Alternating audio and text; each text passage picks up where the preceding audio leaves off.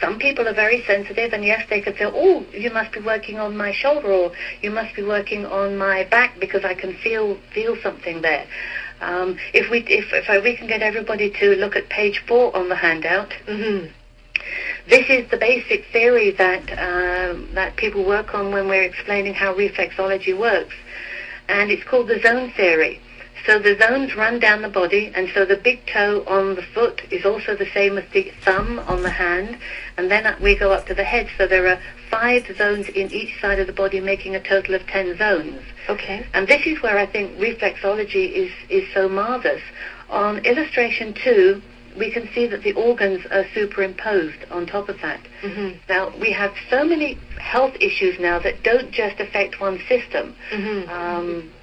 They'll affect many different parts of the system. Chronic fatigue doesn't really affect just one system. A person can be almost disabled with something like that. Lupus, many syndromes, as they're called, affect different parts of the body. Now, when you rely on using the zone theory, any organ that's in a particular zone that is not working properly will be affected. So a lot of these new diseases that are being found can more easily be explained by using the zone theory and reflexology than they can with modern medicine. Yes. So the picture that we see on the bottom of the foot is the zones. So if somebody had a problem with any area in the zone on the body, in illustration 1 or 2, I, as a reflexologist, would work the corresponding zone, 1, 2, 3, 4, or 5, on either of the feet. And when I worked that, I would feel sensitivities in the areas where there were blockages in the body. And by working out those sensitivities, you can help the body to balance itself, or homeostasis. Homeostasis is simply a posh word, which means being in a dynamic state of balance, which is what all of us hope to achieve. It's that simplicity of working with reflexology that I love, because even if you haven't been classically trained, you can still press around and work on somebody's foot and have an effect to their benefit. So how does it work though? No. Yeah, how does it work? There are many theories about how it works. From there are crystals in the feet to can I just tell you a story? Of course. Which it makes me emotional even every time I tell it. There was a young lad who was in a motorcycle accident. And he was badly injured, and he had his leg amputated, his left leg amputated. He was a very athletic type of person, and he really enjoyed his sports. And he was devastated that he had been injured in such a way. But he suffered from something called phantom limb pain. Now, phantom limb pain is when the leg had been removed, but the pain that the patient feels from the leg, it's as if it was still there. And it was so extreme. When I was called in to see him, this was 3 years after his accident. He was on morphine, and this was in England. The hospital had put him on a suicide watch because he was so despondent. He didn't think he could live with the pain anymore. He was just, as we would say, at the end of his tether. He was just desperate for anything. So I was a friend of the family, so I got called in. I said, is there anything that you can do to help? I said, I'm always willing to try. You can never do any harm by trying. So in reflexology, they teach you that if you work on the foot that's existing, and work on the hand on the side where the foot is missing. So I worked on his hand and on his foot that was still there. I did 2 or 3 treatments. Nothing really happened. Didn't seem to have much success. Okay. So I said, you know what, I'm going to do something, and you'll have to excuse me, but this is going to make me feel silly, but I'm going to work on your foot as if it was still here. So I'm going to work on your real foot and the energy foot that you're still feeling pain in as if it was still here. And I was kind of use humor to get through situations like that. So I was cracking lots of jokes and trying to cover over them. Because, I'm feeling stupid sitting here. I'm working on an imaginary foot.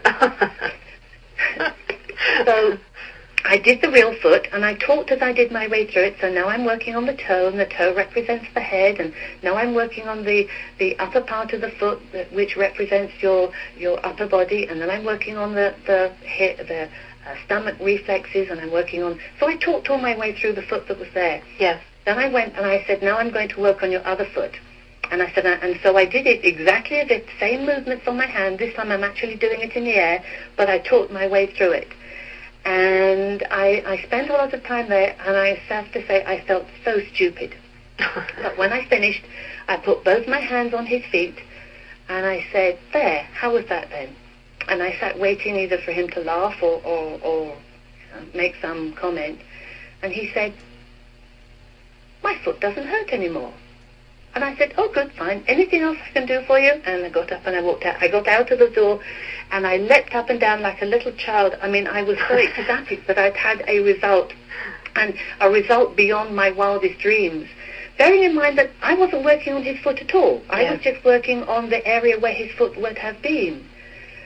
I continued to give him several more treatments. I think I went back about another 5, 6, 7 times. He never ever needed to have morphine again. His phantom limb pain totally disappeared. He became a member of the Paralympics and went on to be a very successful athlete in the Paralympics, and his life was totally changed. I followed him for about 5 years, and he never ever had any more problems with it. I mean, an absolutely astounding experience for me, because I only did it because I was just playing Let's Play What If, and the result was so phenomenal. Yes. So when you say to me, how does reflexology work, that very experience throws aside all the fact that there must be physical reasons why it worked. It wasn't working on his nerves because his nerves weren't there. Yes. It wasn't working on the crystals that were in the foot because they weren't there. The only explanation that fits with that particular model is that it was the energy foot. Yes. The energy that surrounds the foot, the aura, if you will, that was still there. Yes. Because even now doctors don't have a real explanation for what phantom limb pain is, but a patient who has it will tell you it's absolutely extreme. Oh, yes.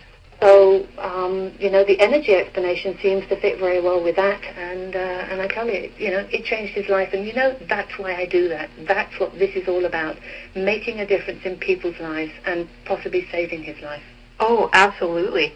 And what a risk. Like, that's kind of as a therapist, you do want to help people, but you also want to do it in such a way that it inspires confidence. And yet, when you have uncommon problems or problems that haven't been solved in conventional ways, sometimes you have to think unconventionally.